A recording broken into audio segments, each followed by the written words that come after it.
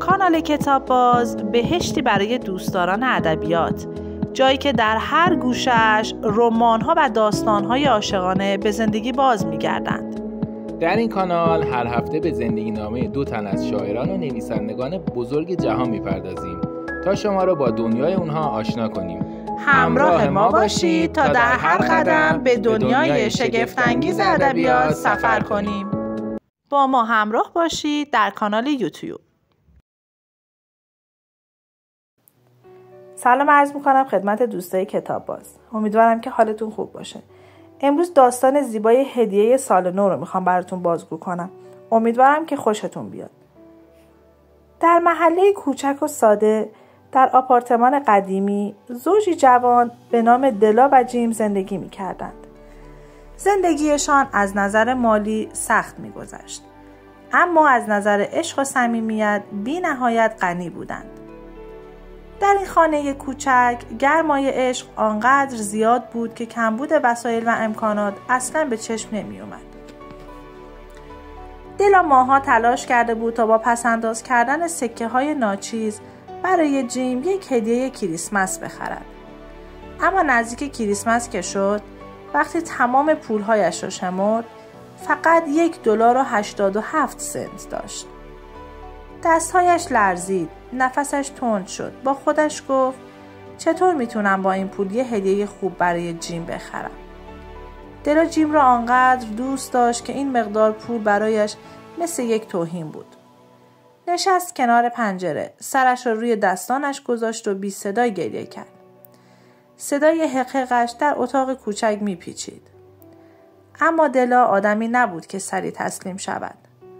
در میان اشک‌ها نگاهی به آینه انداخت و موهای بلند و زیبایش توجهش را جلب کرد. موهایی که مثل آبشار طلایی روی شانه‌هایش می‌ریخت و هر بار که آنها را می‌بافت همه به تحسینش می‌پرداختند. در یک لحظه جسورانه تصمیمش را گرفت.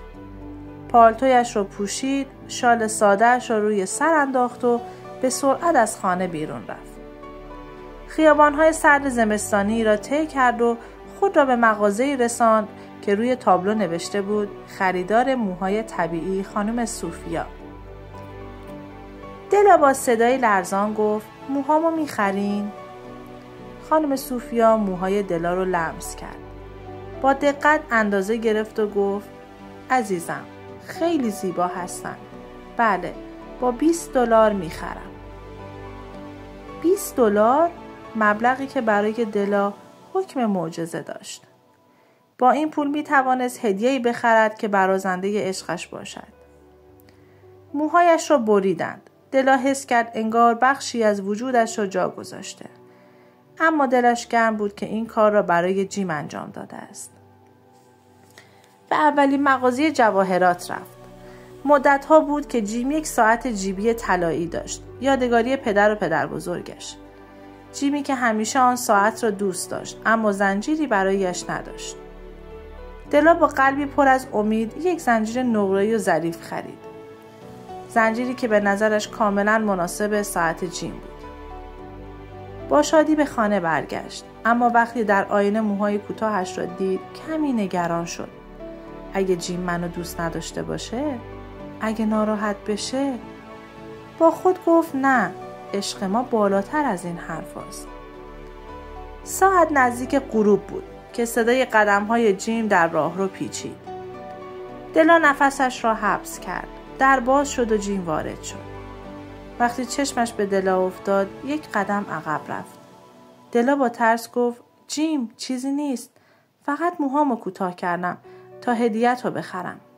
هنوز هم همون دلا هستم. اما جیم خیره شده بود، نه با ناراحتی بلکه با بهت. بعد آرام نشست و لبخند تلخی زد. گفت دلا اگه موهاتو نمی بریدی هم ناراحت نمی شدم، ولی ببین اینو برای تو خریدم. یک جعبه زیبا از جیبش درآورد و روی میز گذاشت. دلا آن را باز کرد و با دیدنش دستش روی دهانش گذاشت. یک جفت شانه گران قیمت، درست همانهایی که همیشه از پشت ویترین نگاهشان میکرد. چند لحظه سکوت بینشان برقرار شد. دلا گفت ولی جیم موهام. جیم لبخند زد. اشکالی نداره، دوباره بلند میشن. احساس شیرینی بینشان موج زد. دلا به یاد هدیه خودش افتاد و سریع جعبه کوچک رو جلو کشید.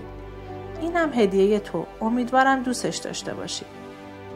جیم زنجیر رو دید و چشمانش برق زد، اما بلافاصله نگاهش رو پایین انداخت. آرام گفت دلا من ساعت رو فروختم تا شونه ها رو بخرم.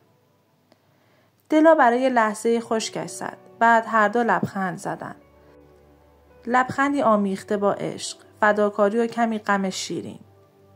آن شب زیر نور کمسوی چراغ دلا و جیم فهمیدن که ارزش واقعی هدیهشان به قیمتشان نیست، بلکه به قلبی است که پشت آنهاست.